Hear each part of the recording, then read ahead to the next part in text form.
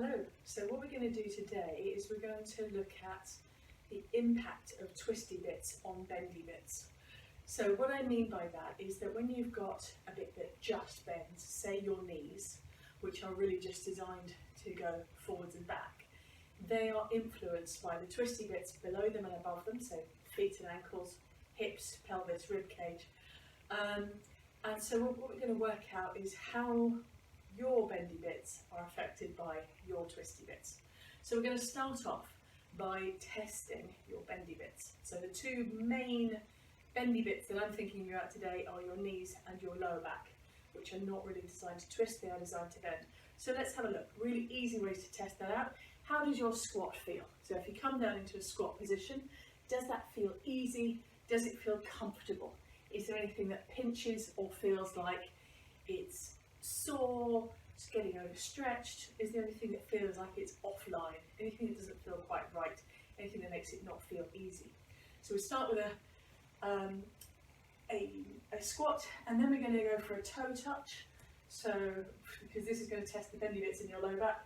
So just drop your chin forward, drop your shoulders, roll the way down, bringing your weight onto your heels as your fingertips swing above the floor, or hands flat on the floor if you're able to, and then come back up again. How did that feel? Did that again feel uncomfortable, tight? Where did you feel the tightness? And then what we're going to do is play around with some ideas for how we release that tightness and see what out of your twisty bits are going to be affecting your knees and your lower back. So that's the premise for today's video. So the twisty bit we're going to explore now is the shoulder joints. Shoulder joints are a ball and socket, and we're going to have a look at how they rotate within that socket. So if you come to 90 degrees and then bend your elbows, we're going to do cactus test. So this holds your back still, so you're leaning right back against the wall so that you can't cheat. And then you're going to bring your hand up as high as you can. So elbows at 90 degrees and then rotate backwards. Can you reach the wall with your fists? I can with my left, nowhere near with my right, especially when my elbow's attached to the wall as well. And keeping your elbow attached to the wall, how far down can you bend them? So again, 90 degrees with the elbows, how far down can you reach? Trying not to cheat, trying to keep a long neck. So that's what we're going to look at first of all, is that sort of cactus position. You know, you've seen the sort of Desperate Dan type cactus out in the desert, which is all this sort of position. So that's why I call it the cactus test. So we're looking at external rotation, internal rotation, and then we will work on flexibility and we will work on proprioception and see what effect that has, if any, on your squat and your toe touch. So the first thing I'm going to do to open up my shoulder and try and create a bit more range is to release the back of the shoulder joint with the tennis ball. So if I grab onto my shoulder and really spread my fingers out, where my middle finger lands is round about the back of the shoulder joint capsule. So that's where I'm going to put the tennis ball. So I'm going to lie back, grab around my shoulder again, but this time with the tennis ball in place. So coming to there, and then to get my weight through the back of the shoulder, I'm going to just bring my weight, so I'm just going to roll slightly onto my right side, just holding the ball in place for the moment, and now I can let go because that's not going anywhere. So that's a little uncomfortable. Now, we don't want that discomfort to be any more than 2, maximum 3 out of 10, because that's as much as your body can really process and relax into. And we want this to relax. We don't want you going, we don't want your body going to sort of fight or flight and pushing the ball out, because that's not going to help anything. So that's just eased off a little bit. So I'm just going to find another little spot there with my shoulder. That's it. So I've moved it maybe ½ centimetre and just found another really tight area. So that's how I would release the back of the shoulder. So it's just find a spot and then just breathe into it. And slowly you'll find, maybe, as I am now, that you can go a little bit deeper with the ball, that it just lets you in that little bit further. So that's how I would start off, by releasing the shoulder joint.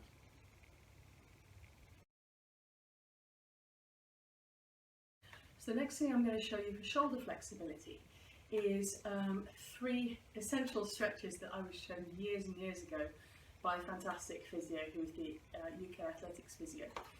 And what he said to me was that we need to get everybody doing these stretches daily. As you will see, I have not been doing them and I regret it. So the first stretch to get you to do is to reach your hands behind your back. So I'll show you there, and then try and reach your hands away from your back, which I can hardly do, and then pull your shoulders back. So we're really stretching across the front of the chest there. We're just going to breathe into that.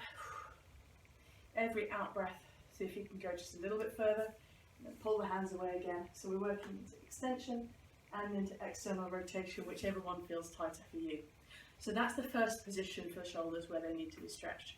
The second position is to clasp your hands behind your head and then open your elbows. Now, what will often happen when you do that is you'll end up pushing your head forward like that. We do not want that to happen. That's not healthy for the neck. So hold your neck really strong there, push back into your hands, and then push your elbows back so that your head does not get pushed forwards as part of the resistance there. So we're just stretching into the front of the shoulders there. And again, big breaths.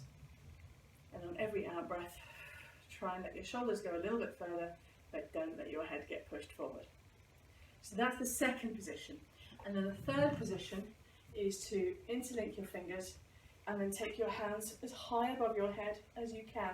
So you're trying to reach backwards. Now again, the trick with this one, or the cheat with this one, is to extend at the pelvis so that you get this.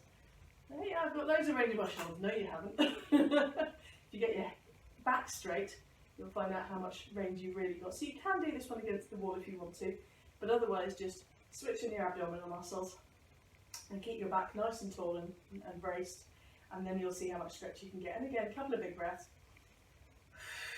and try and get a little bit more stretch on each out breath. So those are the three essential shoulder positions: shoulders back, elbows back, and arms up. And so stretch those out, and hopefully we'll see a change in my cactus position.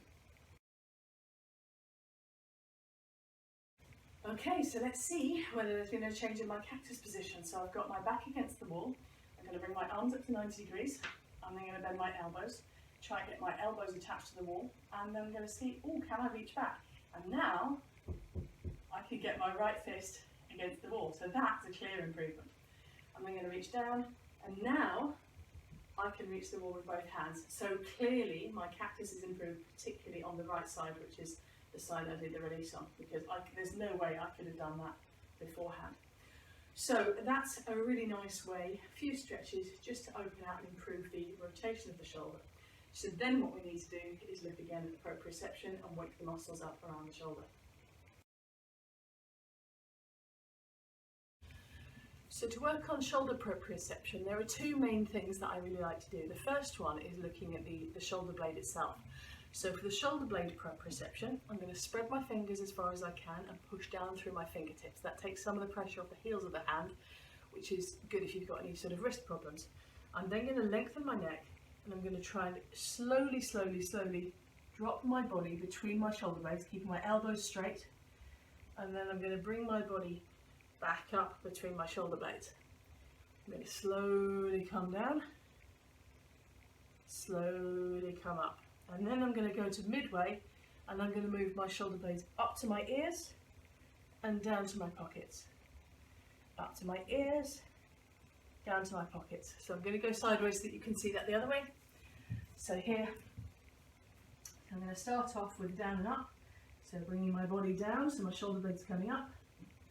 Bringing my body up, shoulder blades coming down. And then back to centre, shoulder blades up to my ears, down to my pockets. Up to my ears, down to my pockets. And then what I can do from there is to bring that into a circle. So down, back, up, up, down. So I'm just working my shoulder blades in circles. So the shoulders are coming down, shoulders coming up to my ears, shoulder blades coming up the back, shoulder blades down to my pockets, shoulder blades down to the floor, up to the ears, up to my back, down to my pockets. And you could see that forms a sort of circular movement going on. So that's really great for proprioception of the shoulder blades. But then we have the ball and socket joint that we also need to get proprioception of. So for the ball and socket joint, I'm going to again push down through the fingertips, and then I'm going to move my body in a circle over my shoulder, but this time not allow my shoulder blade to move. So my shoulder blade is going to be nice and solid, and I'm just going to work my way around the shoulder. So I'm really thinking about getting that ball and socket working. Same with the other side.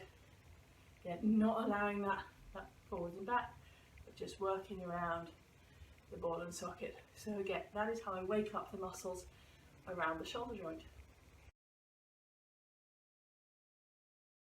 So what we've done there is we've just restored mobility and control to the twisty bits, which is the shoulder joints, and now we want to see what effect that has or hasn't had on your bendy bits to see if your shoulders are relevant for you. So let's have a look again. Let's check that squat. How does that feel compared to when you did it before doing the shoulder release, shoulder stretch and shoulder proprioception? Does that feel easier? Does it feel more balanced? Does it feel more difficult? If it's more difficult, your shoulders probably aren't relevant for your knees. And then let's look sideways. So let's have a look at this toe touch, see the effect on your low back. So drop your head, drop your shoulders, roll your way forwards, come back down and see, does that feel easier? Does that feel lighter? Do you feel more stretched out? Has releasing your shoulders affected your toe touch? And then come back up. How was it for you?